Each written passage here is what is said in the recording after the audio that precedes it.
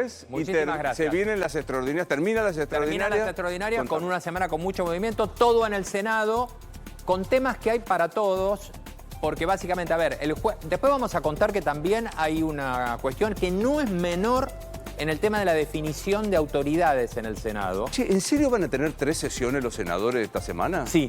¿Me va a dar algo? Tienen la preparatoria. ¿Me va a dar algo? Explota, sí, explota. 3 sesiones en Porque una tenés semana. la preparatoria de la que no vamos a hablar ahora. Después te voy a hablar porque ahí hay una discusión política muy interesante. Y después tenés sesión el jueves y el viernes. El jueves tenemos ley penal juvenil. Bueno, Tomás. Acá tenemos el anticipo, lo hiciste vos magistralmente. Ley penal juvenil y lo que está sucediendo con el nuevo esquema de reducción a 14 años. Y ley de glaciares. Yo sé que cuando hablamos ley de glaciares, todo el mundo dice, bueno, no, estás hablando de medio ambiente. De esta semana, tanto como reforma, esto es lo que está mirando el mercado. Ley de glaciares. ¿Por qué? Porque ley de glaciares tiene que ver con el tratamiento de todas las zonas alrededor de los glaciares y tiene que ver directamente con el tema número 1 en inversión en Argentina hoy, sin duda, que es minería. Las empresas que quieren traer plata en Argentina, del 1 al 10 en prioridad te hablan de minería y después del resto. Bien. Y el viernes vamos con reforma laboral. Recordemos, volvió al Senado, se elimina el tema del artículo 44, que es el que modificaba el esquema de licencias médicas, volvió al tema original, es decir, que el que tenga una licencia médica va a cobrar el 100% y en las mismas condiciones, no cambia la situación actual. Y después, algo que ya tiene el acuerdo de diputados que se votó, es el acuerdo, valga la redundancia, el acuerdo comercial entre la Unión Europea, en el Mercosur y la Unión Europea. Todo esto se liquida en esta semana y después nos vamos hasta el 1 de marzo, de vacaciones, digo, nos vamos ellos. Se van hasta que hable el presidente. Hasta que hable el presidente el 1 de marzo. ¿Cuál es el esquema con que abre el nuevo Senado? Se pelearon todos con todos, ¿no? Todos peleados con todos. A ver, el kirchnerismo, el peronismo lo hizo siempre, pero el kirchnerismo hizo una maestría de esto, te dividía los bloques para quedarse con todo. Bueno, ahora se lo están haciendo al kirchnerismo. Le están dividiendo, la libertad avanza, le está dividiendo una nueva división, 3 senadores, Guillermo Aranda, Sandra Mendoza y Carolina Moisés, que responden a 3 gobernadores que hablan mucho con la Casa Rosada, Raúl Jalil, Osvaldo Jaldo y Gustavo Sáenz. Ellos tenían un bloque que se llama, tienen un interbloque, un bloque que estaba en el interbloque de kirchnerismo Convicción Federal, se fue del interbloque peronista. Te imaginas que esta es una regla, perdón y que no se enoje nadie. Cuando queda 1, 2, 3 senadores sueltos, son los que se cotizan mejor que nadie. Mejor que nadie. Lo llaman más que nadie. Más que nadie. Los teléfonos estallan desde que tomaron esta decisión. O mejor dicho, tomaron esta decisión porque le estallaban los teléfonos. Y con esto el kirchnerismo ya se queda con menos de 25 votos.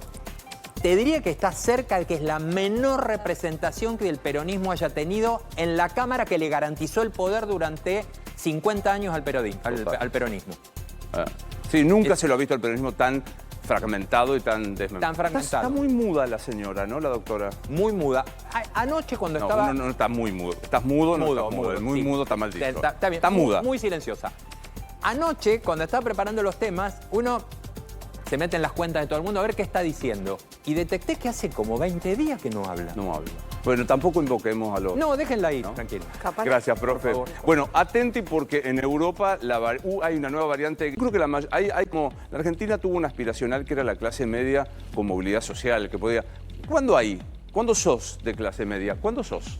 Bueno, salió el nuevo informe de la Ciudad de Buenos Aires que mide el ingreso mínimo que tenés que tener para empezar a pertenecer a la clase media. Estos valores que vamos a ver son para una familia tipo, o sea, una pareja y 2 hijos. Como mínimo en la Ciudad de Buenos Aires, y esto no incluye alquiler, 2.200.000 pesos, 201.157 sin alquiler. Pero ya si le sumamos un alquiler para una familia de este tipo que supera el 1.000.000 de pesos, se te va a 3.200.000 como mínimo para empezar a pertenecer. ¿Por qué marco esto? Porque el informe de la Ciudad de Buenos Aires hace clase media frágil, que iniciaría en estos valores, y luego la clase media acomodada. Empezás a pertenecer al sector... ¿Clase media frágil se llama? Frágil, exactamente. Empieza desde ese valor. Entonces sería 2.200.000 más 1 millón de alquiler, redondeamos, 3.200.000 si queremos considerar el alquiler. Bueno, ¿cuánto aumentó? 3,4. Ojo, más que la inflación, quiere decir, el costo de vida para ser de una clase u otra está subiendo más que la inflación,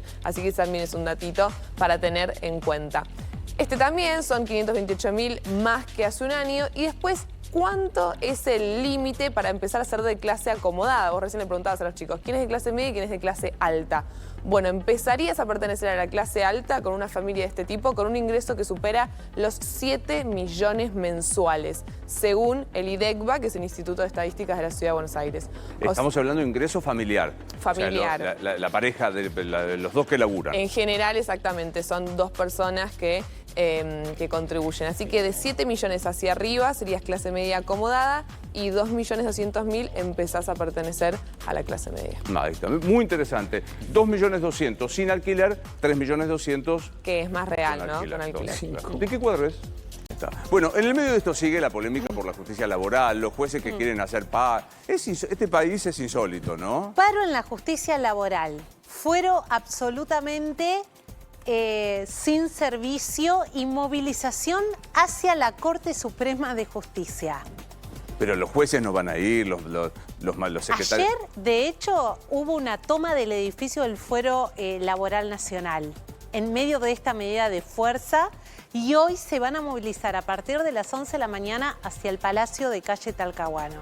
Me disculpen, yo no recuerdo una Es medida inédito. así. Es Que inédito. vos no, que pares un fuero en medio de esta discusión que se va a retomar en el Senado en el marco de la reforma de la ley laboral, pero que vos dejes de prestar el servicio de justicia. Como antecedente no se conoce. No, bueno, Bien. aparte una marcha hacia la Corte Suprema de Justicia que no tiene poder de decisión sobre algo que se va a discutir en el Congreso de la Nación. Decretaron un cese total de actividades en el fuero. Ayer ocuparon durante parte de la mañana el edificio central de la Justicia Nacional de Trabajo. Yo sigo asombrada, porque no me imagino a Comodoro Pi en una medida así, por ejemplo. Bueno, algunos prácticamente no van, así que... de todos modos, lo que están reclamando es que no se avance con 2 artículos puntuales que se incluyen en esta reforma laboral y los vemos. Denuncian un atropello a los derechos laborales. Lo que dicen es que la reforma vulnera la Constitución Nacional y tratados internacionales y representa una entrega la palabra, de la justicia laboral y una amenaza para la tutela efectiva de los derechos de los trabajadores. Hay que recordar que la reforma de la ley lo que está haciendo es un traspaso de la justicia laboral nacional a la Ciudad Autónoma de Buenos Aires. Son 2 artículos sobre los cuales pone la lupa el gremio que dirige Julio Piumato de Trabajadores Judiciales, algo que también avaló la Asociación de Magistrados que preside el juez Andrés Basso. Se han manifestado con un argumento unánime y es que están impulsando la desaparición del fuero. La ley no habla de la desaparición del fuero. Sí, mira, vamos a los artículos, lo que habla es de un traspaso y después de algo que va a ocurrir naturalmente a medida que se traspasa y que van a haber cuestiones que no van a seguir tramitando. Si podemos avanzar con las placas y te muestro los 2 artículos. El 91 es el principal, el artículo de la discordia. La Justicia Nacional de Trabajo mantendrá su vigencia, dice la letra, hasta tanto se instrumente el acuerdo de transferencia de competencia de la Justicia Nacional de Trabajo entre Nación y el gobierno de la Ciudad Autónoma de Buenos Aires. Hay que recordar que la Corte Suprema de Justicia ya se manifestó sobre este punto. Bien. Una vez formalizado dicho acuerdo, se dispondrán los actos necesarios para su progresiva disolución conforme a las previsiones y plazos que surjan de dichos instrumentos. Esto es lo que está discutiendo el gremio de trabajadores judiciales. Lo que dice es, nos van a hacer desaparecer y lo que están vulnerando son los derechos adquiridos de los trabajadores que trabajan en ese fuero. El otro lado de la biblioteca dice, no, se está traspasando la justicia laboral a la Ciudad Autónoma de Buenos Aires, como ocurre en el resto de las provincias, que tienen su propia justicia. Pero no hay justicia nacional laboral. Exactamente.